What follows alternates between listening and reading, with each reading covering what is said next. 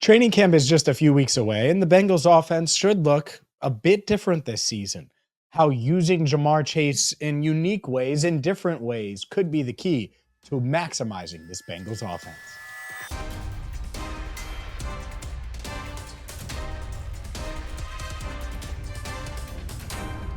Hi again, everyone, and welcome into Cincinnati Bengals Talk. I'm James Rapien of BengalsTalk.com. Hit that subscribe button, ring the bell, and join the 44,000 plus Bengals fans that already subscribe to our channel. Also, make sure you check out Rivertown Inquiry for your latest orange and black gear. Maybe you're going to an FC Cincinnati match, a Reds game. Rivertown Inquiry is where you got to go. And today's video is pretty simple. This Bengals offense, we don't know exactly what to expect, but we do expect changes. Now that there's no Tyler Boyd on this roster, they decided to move on from him.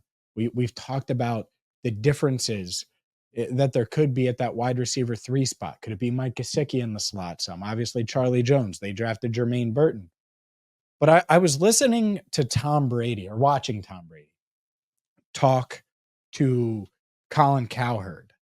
And this was last week. And I thought it was really interesting, the point he made about number one wide receivers, how easy it is to take them away, and how it could apply to the 2024 Cincinnati Bengals. Let's get to what Tom Brady said on Colin Cowherd's show. It was hard to get a perimeter receiver the ball. If they decide that they want to take a perimeter receiver out of the game, you just roll the coverage to them. You play cover 2. You jam them at the line of scrimmage with someone over the top, and it's very, very difficult to get that guy the ball. But that also gives up a lot of other things. And you've got to be able to take advantage of those things. And that number one receiver has to understand, okay, they're making a concerted effort to take me away. Therefore, my other teammates have to produce when they're playing these coverages. Really interesting stuff there, because you think of, and obviously Brady had Randy Moss for a time. When you have a receiver like Jamar Chase, he is going to command all of the attention.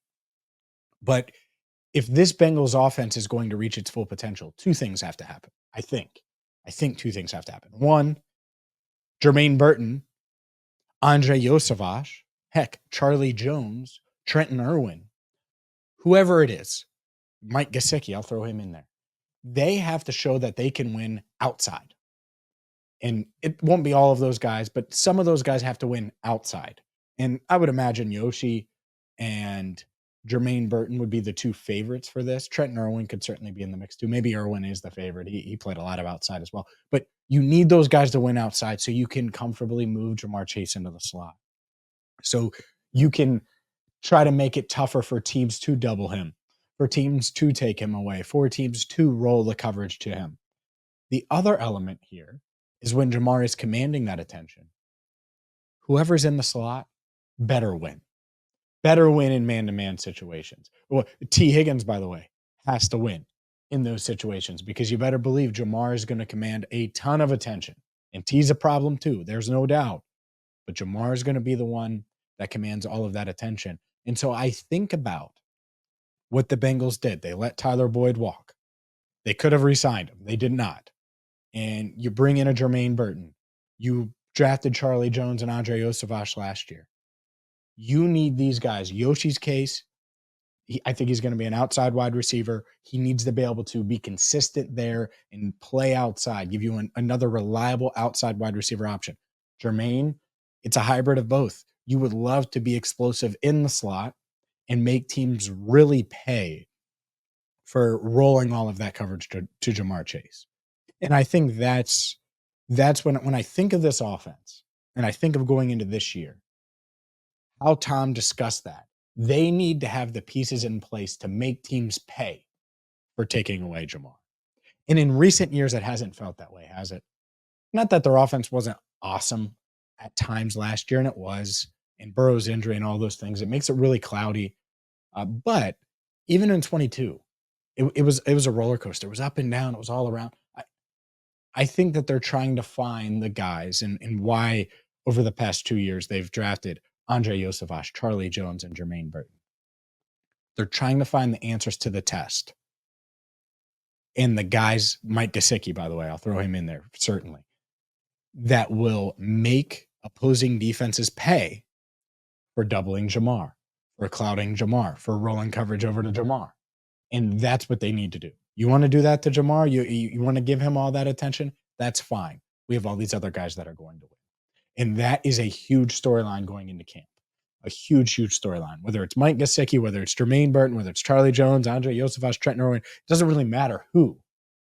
The what is what matters. And the what needs to be, all right, if you're going to double team Jamar or you're going to try to take away T and double team him, we have multiple guys that can just torch you. And that's what cost them in their second AFC Championship game appearance in January 2023. Tyler Boyd goes down, and they didn't really have another answer.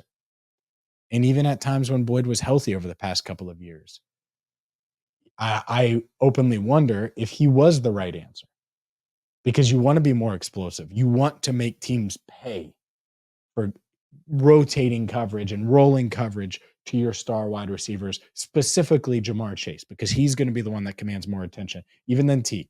And T's a freak. But Jamar's going to command the attention. What does it do? Tom Brady said it. It opens things up. You need to have these guys win. So a big storyline will be how this offense looks. Is the personnel there to move Jamar around more than ever and put him in the slot, make him harder to double and harder to roll coverage over to? And then when he is outside and they roll coverage to him, do the Bengals have the guys that make defenses pay? Huge, huge storyline that we will be monitoring all off season. Really interesting stuff. Good stuff there by Tom Brady. I actually encourage any of you to check out that entire interview. He was on with Colin earlier this month, and who knows, maybe Tom Brady's going to be great in the booth, because he was a really good radio interview, TV interview in that setting. If you missed Enter the Jungle, check it out every single Tuesday at 8 Eastern right here on CBT Weekly on Bally Sports. For Andrew Fox-Miller, I'm James Rapien. Thank you so much for watching Cincinnati Bengals Talk.